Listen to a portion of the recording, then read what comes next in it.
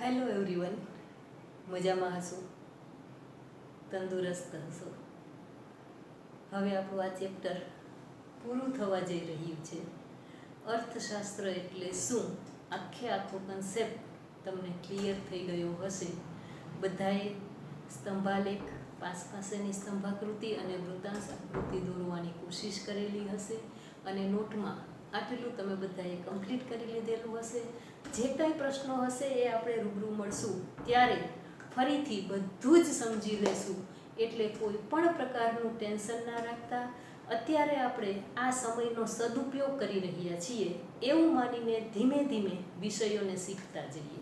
હવે અંતમાં અર્થશાસ્ત્રની આટલી બધી ચર્ચા કર્યા પછી અર્થશાસ્ત્ર વિષયનું મહત્ત્વ શું છે, શા માટે આપણે ભણીએ છીએ, શા માટે મેં અર્થશાસ્ત્રને મેઇન વિષય તરીકે પસંદ કર્યું અને અર્થશાસ્ત્રમાં BA, MA, MPhil, PhD ત્યાં સુધીનો અભ્યાસ મેં કર્યો છે. તો અર્થશાસ્ત્ર વિષયનું મહત્ત્વ મારા માટે તો ખૂબ વધુ છે. પરંતુ તમારે પણ હવે અર્થશાસ્ત્ર વિષય ભણવાનો છે અને સામાન્ય લોકોને પણ અર્થશાસ્ત્ર કઈ કઈ રીતે મદદરૂપ થાય છે એ બધું સમજવા માટે અર્થશાસ્ત્ર રોજબરોજના જીવનમાં આપણને ક્યાં ક્યાં ઉપયોગી થાય છે એ જોવું જરૂરી છે. એટલે અર્થશાસ્ત્ર વિષયનું મહત્ત્વ. તો અર્થશાસ્ત્ર વિષયનું મહત્ત્વ જોવામાં આપણે એના 3 મહત્ત્વ જોવાનું છે. એક વ્યવહારિક મહત્ત્વ, બીજું આર્થિક મહત્ત્વ અને વ્યાવસાયિક મહત્ત્વ. ધંધા રોજગારમાં એ કઈ રીતે મદદરૂપ થાય છે, એ સિવાય આપણને આર્થિક રીતે એ કઈ રીતે મહત્ત્વનું છે અને વ્યવહારિક રીતે આપણને એ કઈ રીતે મદદરૂપ થાય છે. એટલે અર્થશાસ્ત્ર વિષયનું મહત્ત્વમાં આ A, B અને C 3 પાર્ટમાં આપણે એનું મહત્ત્વ સમજવાનું છે. તો સૌથી પહેલું આપણે જોઈએ કે વ્યવહારિક મહત્ત્વ શું છે. તો એમાં 2 બાબતો સમજવાની છે. એક તો આંતરરાષ્ટ્રીય સંબંધો, ખાસ કરીને આંતરરાષ્ટ્રીય ઘટનાઓ આપણને કઈ રીતે મદદરૂપ થઈ શકે છે જુદા જુદા દેશ સાથેના સંબંધો બાંધવામાં. એટલે અર્થશાસ્ત્ર વિષય દ્વારા આપણે આંતરરાષ્ટ્રીય ઘટનાઓ જાણી શકીએ છીએ. અને બીજું, અર્થશાસ્ત્રમાં જ ઐતિહાસિક ઘટનાઓ પણ સંકળાયેલી છે. એટલા માટે સૌથી પહેલાં આ વ્યવહારિક મહત્ત્વમાં આંતરરાષ્ટ્રીય ઘટનાઓ જોઈએ. પહેલો મુદ્દો, આંતરરાષ્ટ્રીય ઘટનાઓ.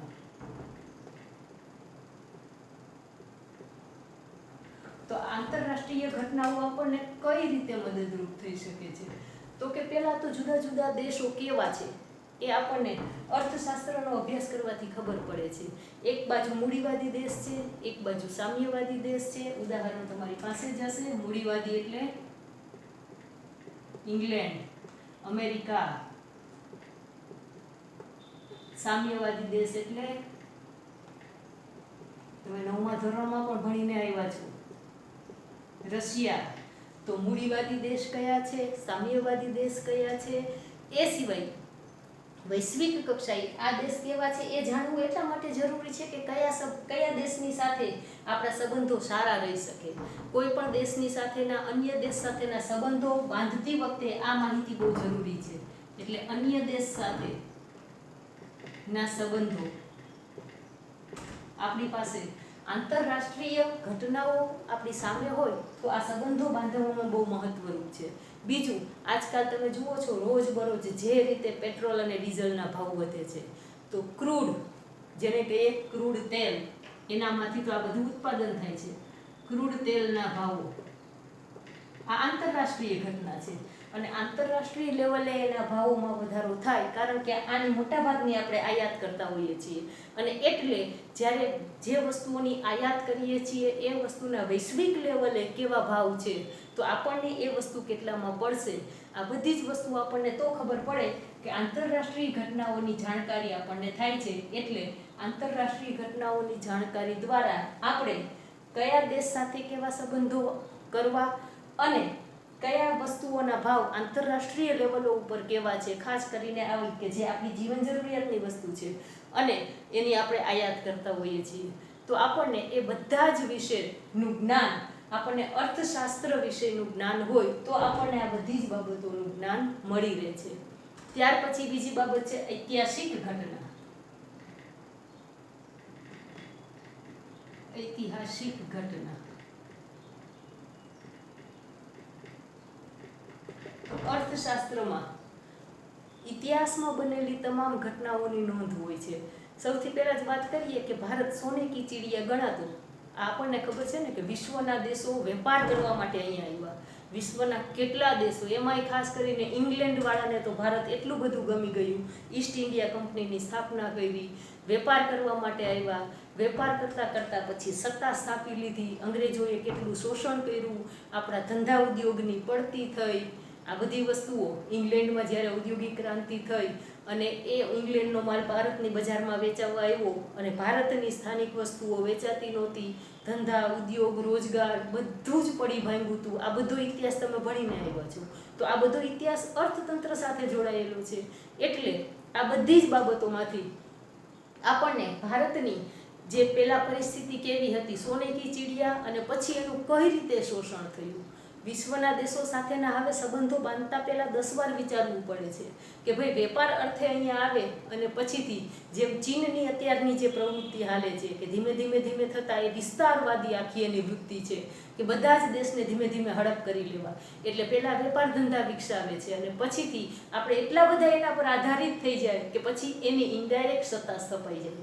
એટલે અત્યારે જે વિરોધ શરૂ થયો છે, જેમ એ સમયમાં અંગ્રેજોનો વિરોધ કર્યો અને અંગ્રેજી વસ્તુઓનો વિરોધ કર્યો, એ આખો ઇતિહાસ તમે ભણીને આવ્યા છો. એમ અત્યારે જે રીતે ચાઇનાનો વિરોધ ચાલી રહ્યો છે.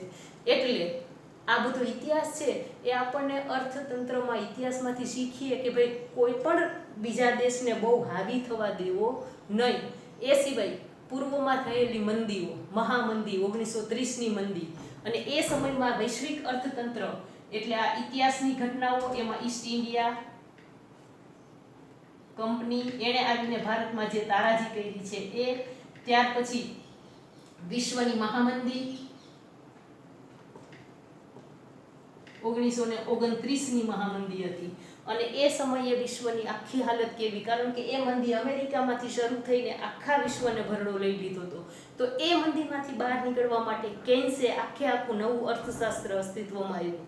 એટલે એ બધી વસ્તુઓનો અભ્યાસ મંદીના સમયમાં અર્થતંત્રને સારું કરવા માટે શું કરવું, તો આ ઇતિહાસમાં બનેલી ઘટનાઓ આપણને સમસ્યા નિવારણમાં મદદરૂપ થઈ શકતી હોય છે. એટલે આ મહામંદી પછી રાજકીય ઉથલપાથલો જે કંઈ થઈ હોય તે રાજકીય ઉથલપાથલ અર્થતંત્રને સીધી અસર કરે છે. એટલા માટે વ્યવહારિક મહત્વમાં જોઈએ તો આંતરરાષ્ટ્રીય ઘટના અને ઐતિહાસિક ઘટના આ બંને દ્વારા આપણે વ્યવહારિક રીતે અર્થશાસ્ત્રનો પોતાના જીવનમાં કઈ રીતે ઉપયોગ છે અને કેટલું મહત્વનું છે આપણને ખબર પડે છે. આ બધી બાબતો આપણે અર્થશાસ્ત્રના અભ્યાસમાંથી જ જાણવા મળે છે. એટલા માટે હવે એનું જોઈએ આર્થિક મહત્વ. અર્થશાસ્ત્ર છે અને આવક મેળવવા માટે કરવામાં આવતી પ્રવૃત્તિ એટલે આર્થિક પ્રવૃત્તિ. તો એનું આર્થિક મહત્વ તો સૌથી વધુ હોય. એટલે આર્થિક મહત્વની વાત કરવા જઈએ તો સૌથી પહેલા તો રોજબરોજના વ્યક્તિગત નિર્ણયો લેવા માટે અર્થશાસ્ત્ર બહુ મહત્વનું છે. કેવા નિર્ણયો? રોજબરોજ ના વ્યક્તિગત નિર્ણયો.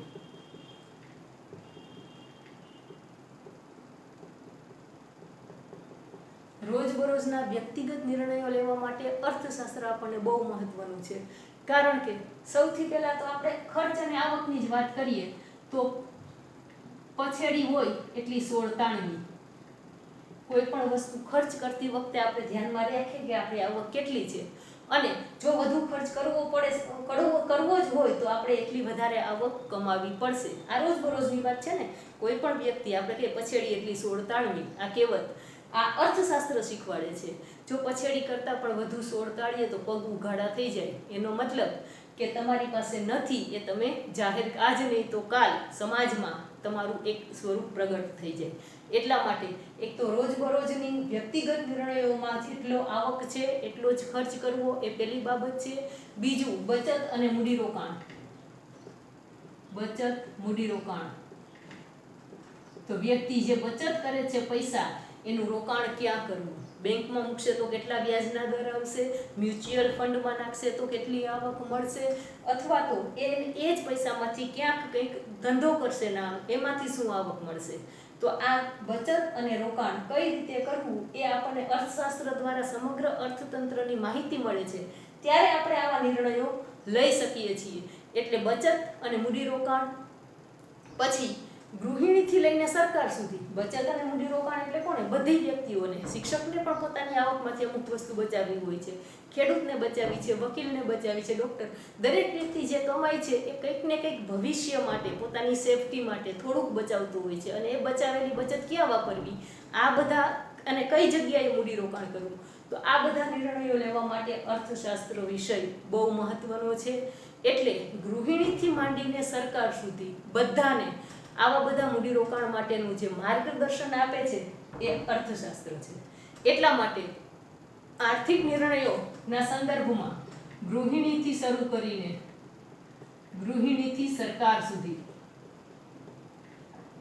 બધાને આર્થિક નિર્ણય માટે મદદરૂપ કરે છે, માં મદદરૂપ થાય છે. માટે આ રોજબરોજના વ્યક્તિગત નિર્ણયો કાંઈ કામ ન કરતી ગૃહિણીથી શરૂ કરીને સરકાર સુધી બધા જ ને આર્થિક નિર્ણયો માટે એ મદદરૂપ બને છે. એટલા માટે અર્થશાસ્ત્ર વિષય અને એનો અભ્યાસ જરૂરી છે. પછી બીજી વસ્તુ છે સરકારની નીતિઓને સમજવા માટે. બીજો મુદ્દો, સરકારની નીતિઓ ને સમજવા. જ્યારે બજેટ બહાર પડે, ખાસ કરીને અંદાજપત્ર બજેટ બહાર પડે ત્યારે સૌથી પહેલા બધા જ લોકોનું ધ્યાન એની ઉપર હોય કે સરકાર કઈ વસ્તુઓ ઉપર કરવેરા નાખશે, કઈ વસ્તુ સસ્તી બનશે, કઈ વસ્તુ મોંઘી બનશે, કઈ વસ્તુમાં સરકાર સબસિડી આપશે. આ બધી જ નીતિઓની જાણકારી, અર્થશાસ્ત્ર અંગેની જાણકારી હોય તો થઈ શકે છે. અને એટલા માટે સરકારની આ બધી જ નીતિઓ બજેટ બહાર પડે પછી વ્યાજના દર, પછી કરવેરા, સરકારની અન્ય જુદી જુદી નીતિ, ખાસ કરીને સબસિડી, આ બધું જ સરકાર જ્યારે બહાર પાડે છે બજેટ ત્યારે રજૂ કરે છે. અને એ દ્વારા આપણને અર્થશાસ્ત્ર વિશેનો ખ્યાલ છે તો આપણે આ બધી જ વસ્તુઓ બહુ સરળતાથી સમજી શકીએ છીએ. એમાંય પાછા repo rate, reverse repo rate, આપણે આનો ડિટેલમાં અભ્યાસ પછી આગળ જતા કરીશું. એ શું છે, કઈ રીતે નક્કી થાય છે, આ જુદા જુદા bank rate, repo rate, reverse repo rate, એ બધું આપણા અભ્યાસમાં આવવાનું છે. પરંતુ અત્યારે સરકારની આ બધી જ નીતિઓને સમજવામાં અર્થશાસ્ત્ર ખૂબ મદદરૂપ થાય છે. હવે આવે છે વ્યાવસાયિક મહત્વ. તો અર્થશાસ્ત્રનું વ્યવસાયની દ્રષ્ટિએ શું મહત્વ છે? તો અર્થશાસ્ત્ર જુદા જુદા બધા જ સિદ્ધાંતો, નિયમો સમજવામાં બહુ મદદરૂપ થાય છે. દાખલા તરીકે માંગ અને પુરવઠો સમજવો હોય તો અર્થશાસ્ત્ર ભણેલા હોય, તમે આખું ચેપ્ટર આ ભણશો ને એટલે તમને ખબર પડશે કે આ તો આપણે રોજબરોજના વ્યવહારમાં કરતા હતા. પરંતુ આપણે જ્યારે સૈદ્ધાંતિક રીતે માંગ અને પુરવઠાનો સિદ્ધાંત ભણીશું ત્યારે આપણા જ રોજબરોજના વ્યવસાયિક વર્તનોને બહુ સારી રીતે સમજી શકશું. એટલે માંગ અને પુરવઠાનો સિદ્ધાંત, એના દ્વારા કિંમત નિર્ધારણ કઈ રીતે થાય આ પણ આપણે ભણવાના છીએ. કોઈ પણ એક પેનની કિંમત 10 રૂપિયા છે તો એ 10 રૂપિયા કઈ રીતે નક્કી કરવી? તો એ કિંમત નિર્ધારણ, બજારમાં દરેક વસ્તુઓની જુદી જુદી કિંમત છે તો કિંમત કેમ નક્કી થાય એ મોટો પ્રશ્ન થતો હોય આપણને. વેપારીને ઈચ્છા પડે એટલી જ કિંમતે નક્કી ન કરી શકે, અથવા તો ગ્રાહકને સાવ સસ્તામાં સસ્તા જોતું હોય તો એટલે સસ્તી કિંમતે એ લઈ ન શકે. તો બંનેને અનુકૂળ આવે એવી કિંમત કેમ નક્કી થાય એ આપણે આમાં શીખી શકશું. એટલે આગળ જતાં આપણે કિંમત નિર્ધારણ પણ શીખવાના છીએ. પછી વેતન નિર્ધારણ, શ્રમિકોને કેટલા પૈસા ચૂકવવા એ વેતન નિર્ધારણ. કોઈ એક પેઢી, એક કારખાનું, એક ફેક્ટરી શ્રમિકને કેટલા પૈસા ચૂકવે વળતર પેટે એ વેતન નિર્ધારણ છે. પછી કાચા માલની ખરીદી કરવી હોય, કાચા માલની ખરીદી તો કેટલી કિંમતે કેટલો માલ ખરીદવો આ બધી વસ્તુ આપણને અર્થશાસ્ત્ર દ્વારા શીખવા મળે છે. એટલે કાચા માલની ખરીદી કરવી, બીજું એનું ખરીદી કરવી, એનું વેચાણ કરવું, તૈયાર માલનું વેચાણ કરવું, કેટલી કિંમત નક્કી કરવી, આ બધું જ એટલે કાચા માલની ખરીદ વેચાણની સાથે તૈયાર માલનું ખરીદ વેચાણ, આ બધું જ વ્યાવસાયિક મહત્વ, અર્થતંત્રની દિશા, એની રૂખ શું છે, પરિસ્થિતિ શું છે, એ દ્વારા આ બધા નિર્ણયો લેવાતા હોય છે આર્થિક જગતમાં. હવે આ મુદ્દાની રીતે અર્થશાસ્ત્ર વિશેનું મહત્વ આ 3 બાબતમાં છે. પણ એમાં માણસ, અંતે તો અર્થશાસ્ત્રમાં જે કાંઈ પ્રવૃત્તિઓ થાય છે એ માણસની આસપાસ થતી પ્રવૃત્તિ છે. એટલે આર્થિક જગત આખે આખું માણસની આસપાસ વીંટળાયેલું છે. એટલે આર્થિક જગતમાં માણસના 3 સ્વરૂપ છે.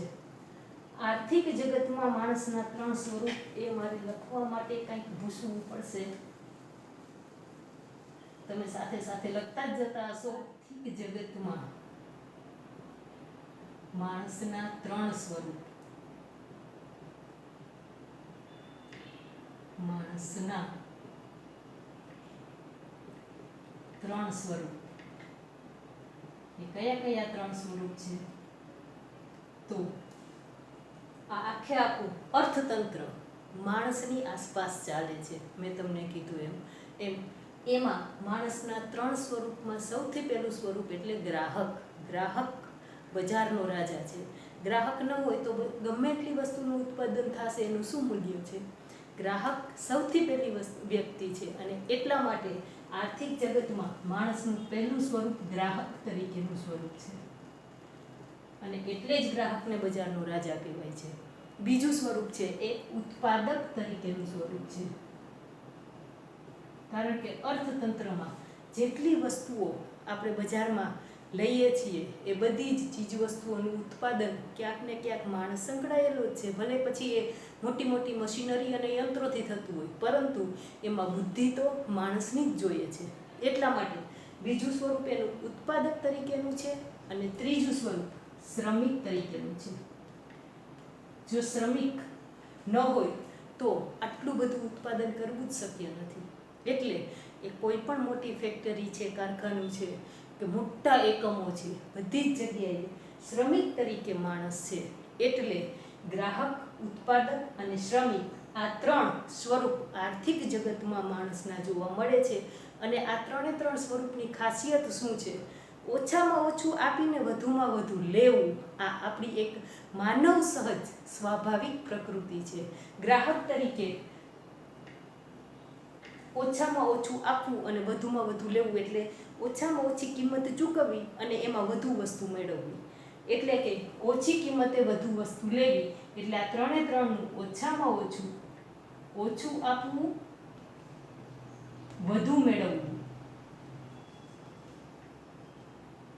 અને આ ઓછું આપવું અને વધુ મેળવવાની માનસિકતા, ગ્રાહક તરીકે બજારમાં વસ્તુ ખરીદવા જાય ત્યારે આપણે 4 દુકાનમાં ભાવ પૂછીએ અને જ્યાં સૌથી સસ્તી મળતી હોય અને વધુ પ્રમાણમાં વસ્તુ મળતી હોય ત્યાં આપણે ખરીદી કરીએ છીએ. એટલે ઓછા પૈસા ચૂકવવા છે અને વધુ વસ્તુ લેવી છે. ઉત્પાદક તરીકે માણસ શું વિચારે છે કે ભાઈ વસ્તુની કિંમત ઊંચામાં ઊંચી રાખો, એટલે વધુમાં વધુ કિંમત રાખો અને ઓછામાં ઓછી વસ્તુ આપો. એટલે આમાં પણ એને વધુ જોઈએ છે, વધુ નફો. ઉત્પાદક તરીકે કિંમત ઊંચી રાખશે તો વધુ નફો મળશે. એટલે ત્યારે પણ એને ઓછું આપવું છે અને નફો વધુ મેળવવો છે. એટલે ઓછું આપવું અને વધુ મેળવવાની માનસિકતા હોય.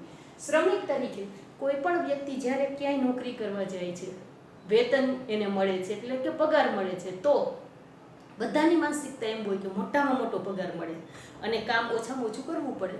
એટલે અહીંયા પણ એ માનસિકતા છે, ઓછું આપવું અને વધુ મેળવવું. એટલે આ માનસિકતા માટે પણ આર્થિક સિદ્ધાંતો દરેક વ્યક્તિને મદદરૂપ થાય છે. અર્થશાસ્ત્રનો અભ્યાસ એને મદદરૂપ થાય છે. એટલે અહીંયા આપણું આખે આખું અર્થશાસ્ત્ર વિષયનું મહત્ત્વ પૂરું થાય છે. અને આ મહત્ત્વની સાથે સાથે જ આપણું આખું ચેપ્ટર પૂરું થાય છે.